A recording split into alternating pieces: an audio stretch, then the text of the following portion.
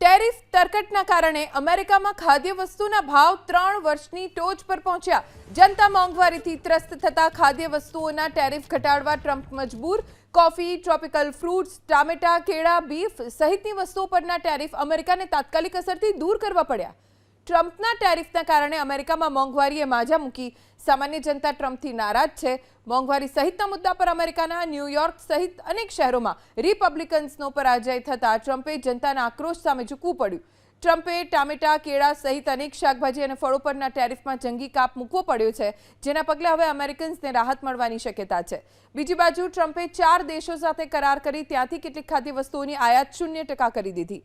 ટ્રમ્પે Argentina, equator, Guatemala અને અલ Salvador સાથે નવી વેપાર સમજૂતીઓની જાહેરાત કરી, જેના લાગુ થયા પછી આ દેશોમાંથી આવતા કેટલાક ખાદ્ય ઉત્પાદનો પર ટેરિફ સંપૂર્ણપણે ખતમ થઈ જશે.